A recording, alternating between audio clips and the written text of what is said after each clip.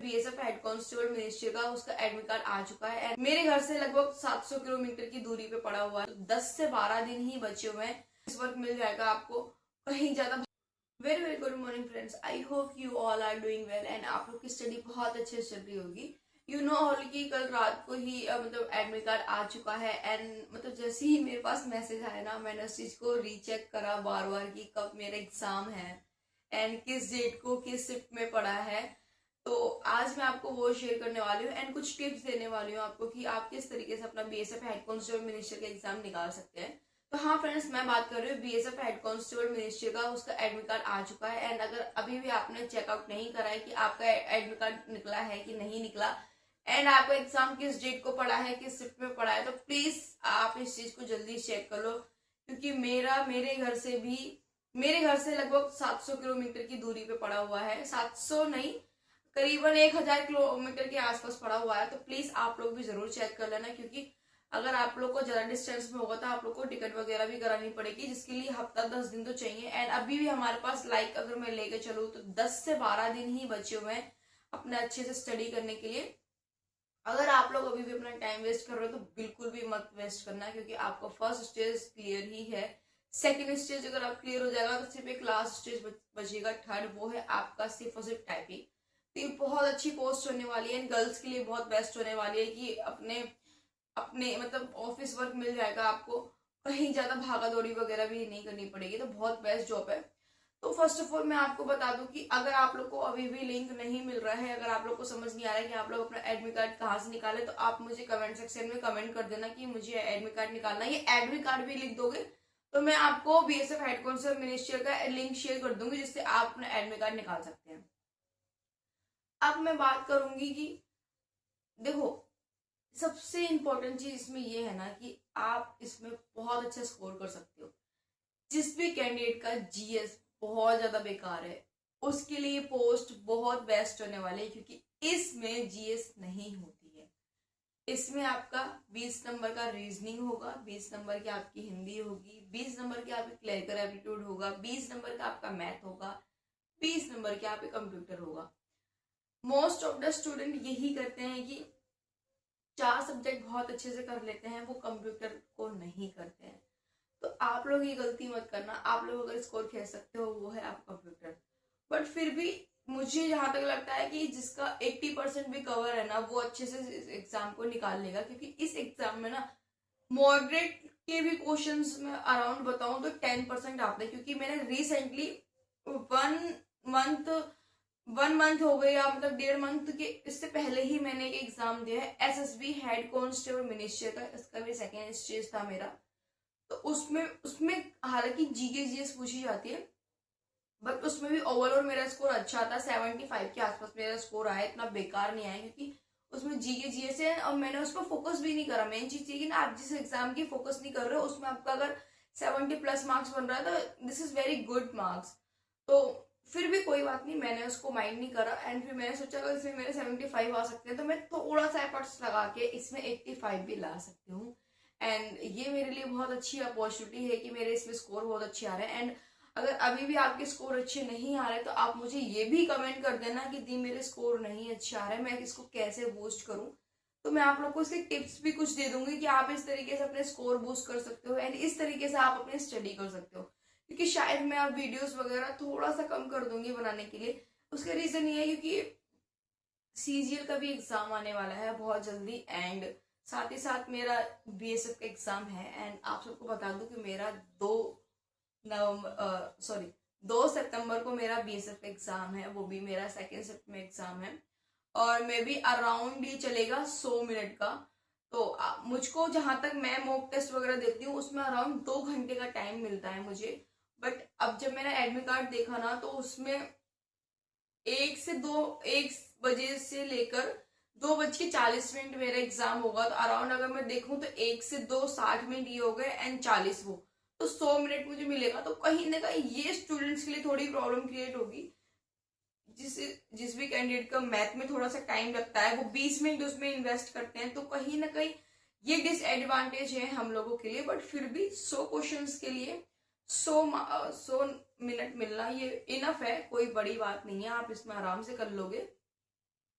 And हाँ friends, इसमें ज्यादा कुछ नहीं पढ़ना। 40 नंबर की ओवरऑल अगर देखो तो आपकी 35 नंबर की इसमें रीजनिंग आती है। वो मैं इसलिए बोल रही हूँ कि clerical aptitude is also, it's called also reasoning, क्योंकि उसमें बहुत इजी क्वेश्चंस आता है। 4 से 5 क्वेश्चन तुम्हारे ऐसे होंगे जिसमें आपकी इंग्लिश होगी, या एक उसी में ही एक आध क्वेश्चन ऐसा होगा जिसमें आपके जीके जीएस होगा। एंड यू नो ऑल की हिंदी भी बहुत इतनी टफ नहीं आती है। अगर आपने यूपीएसआई या यूपी पुलिस कांस्टेबल दिया है तो आप हिंदी भी बहुत इजीली बना लोगे। बस डिपेंड करता है मैथ के इसमें कुछ क्वेश्चंस ऐसे होते हैं, मतलब 5 से 6 क्वेश्चंस होते हैं जो आपके एडवांस के होते हैं, और उसमें भी थोड़े से मॉडरेट लेवल के हो जाते हैं। वो इसलिए बोल रही हूँ, अगर आपके फॉर्मूले वगैरह बहुत अच्छे से क्लियर है, फॉर्मूला अगर आप बहुत अच्छे से पढ़ के बैठे हुए हो, याद करके बैठे हुए, तो वो भी आपको मॉडरेट नहीं लगेगा, इजी ही लगेगा। बस फर्क ये कि अगर आपकी कंप्यूटर भी स्ट्रांग है तो आप इसमें बहुत अच्छे से स्कोर कर सकते हो। अगर आपको कंप्यूटर स्कोर नहीं है तो कहीं ना कहीं 1 से 2% आपके लिए डिसएडवांटेज है। बट अभी आपके पास 10 से 12 दिन है, तो आप इस कंप्यूटर को भी अच्छे से क्लियर कर लेना। मोस्ट ऑफ द चैप्टर्स को अच्छे से विजिट कर लेना। अगर आप लोगों ने मॉक टेस्ट वगैरह दे रखा है तो अच्छे से एनालिसिस जरूर कर लेना, क्योंकि एनालिसिस किए हुए से ही हमारे एग्जाम में पूछे जाता है। और अब आप लोग ये कहोगे कि दीदी क्या सेम टू सेम क्वेश्चंस आते हैं? नहीं, आप जो भी मॉक टेस्ट दे रहे हो उस मॉक टेस्ट का अगर आप एनालिसिस कर रहे हो, देन उसके बाद ना आपको ये नहीं सोचना कि सेम क्वेश्चन आएगा मैं इसको रेक्टिफिकेशन कर लूं। नहीं, सेम क्वेश्चंस बहुत रेयर केस में सेम क्वेश्चंस एग्जाम में फंसते हैं, but some of the chance ये होता है कि जो आप उसमें क्वेश्चंस देख रहे हो ना, एनालिसिस कर रहे हो, उससे रिलेटेड क्वेश्चंस आता है। तो अगर आप एनालिसिस उन क्वेश्चंस का बहुत अच्छे से कर लेते हो एंड आप उस क्वेश्चन की भाषा को पढ़ लेते हो, समझ लेते हो, तो आप उस एग्जाम वाले क्वेश्चंस को बनाने में ना बहुत ज्यादा मतलब मेहनत नहीं लगती आपको। एक वो डर नहीं होता कि मुझे ये क्वेश्चन नहीं आ रहा, मैं इस चीज को कैसे करूं। देखो मेरा मैथ भी बहुत स्ट्रांग है, लेकिन मेरा भी इसमें मैथ में स्कोर कम आ रहा है। आरडब्ल्यू पे मॉक दे रही हूँ तो उसमें भी 75-79 का राउंड मार्क्स आ रहा है, टेक्स्ट बुक पे भी इतना आ रहा है। तो इसका मतलब ये नहीं कि मेरी पढ़ाई बेकार है।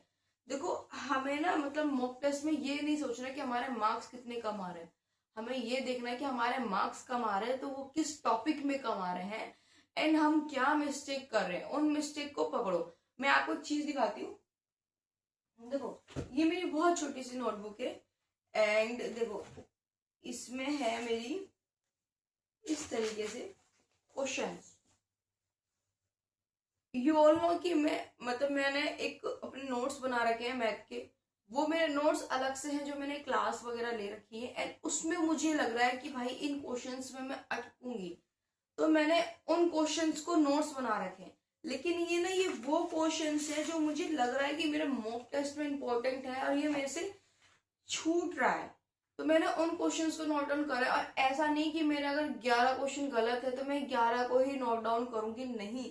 उन 11 क्वेश्चंस में से तुम खुद पहले बनाओ, अगर वो तुमसे इजीली बन रहा है तो उसको रिवाइज करो, प्रैक्टिस करो वहीं से, उसको मत लिखो। बट आपको लग रहा है कि कुछ क्वेश्चंस ऐसे हैं जो बार बार मेरे से गलत हो रहे हैं, सेम टॉपिक है, जैसे मान के चलो अगर आपका सीआई और एसआई का गलत हो रहा है, डिफरेंस का गलत हो रहा है, बार बार गलत हो रहा है, तो इसकी आप क्लास ले लो।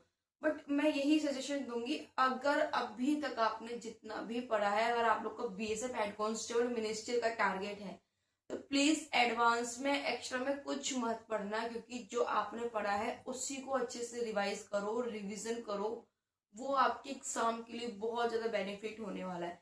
देन अगर आप ये सोचते हो कि मैंने ये पढ़ लिया है, मैं इसकी रिवीजन भी कर लूंगा या कर लूंगी, देन अदर से और भी चीजें मैं इसमें ऐड कर लूंगा या कर लूंगी, तो ये आपकी बहुत बड़ी बेवकूफी होने वाली है। क्योंकि अब हमारे पास बिल्कुल भी समय नहीं बचा कि हम एक्स्ट्रा चीजों पे लर्न करें, एक्स्ट्रा चीजों पे स्टडी करें। हमारे पास सिर्फ इतना ही वक्त बचा है कि हमने जो पढ़ रखा है, जो हमारे नोट्स है, उसी में लगे रहें एंड उसको इतने स्ट्रॉन्ग तरीके से स्टडी कर ले कि हमारा वही अच्छे से एग्जाम में स्कोर बूस्ट कर ले।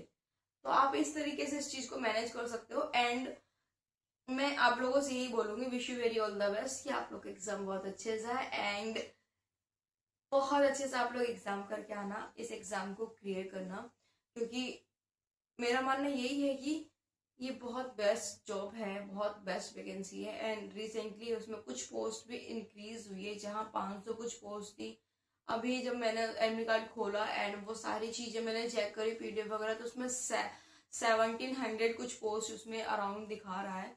बट कुछ लोग ये भी कह रहे हैं कि 2200 हो गया है। बट मुझे ये लगता है कि हमें ये मैटर नहीं करता कितनी पोस्ट हो गई है या कितनी पोस्ट होने वाली है, कितनी पोस्ट और इंक्रीज होगी या डिक्रीज होगी।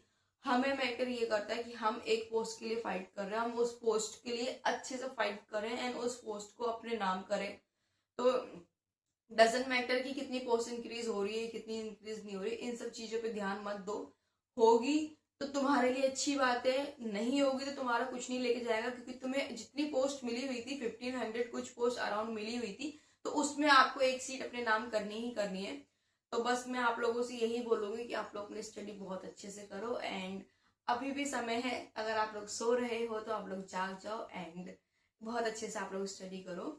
तो आप लोगों से बस यही कहना था, एडमिट कार्ड आ गया है, बस इसीलिए मैंने छोटी सी वीडियो बना दी कि आप लोग अपना एडमिट कार्ड चेक कर लें। एंड फिर भी अगर आप लोग से एडमिट कार्ड चेक नहीं हो रहा है तो आप लोग मुझे कमेंट सेक्शन में भी कमेंट कर देना, एडमिट कार्ड या अपना जो भी चीजें हैं शेयर कर देना, मैं निकाल के शेयर कर दूंगी व्हेनेवर, जब भी मुझे वो टाइम मिलेगा। तो फिर आप लोग अच्छे से अपनी स्टडी करिए एंड बस इतना ही कहना था मुझे। एंड बस यही बोलूंगी कि इस वीडियो को ज्यादा से ज्यादा शेयर करना, जिस भी आपके फ्रेंड्स का आपके फैमिली में किसी का एग्जाम होने वाला है, जिसका ये सेकंड स्टेज एग्जाम है, उसको भी समझ नहीं आ रहा, तो उसको ये वीडियो जरूर शेयर करना। तो इस वीडियो को मैं यही एंड करती हूँ। बाय।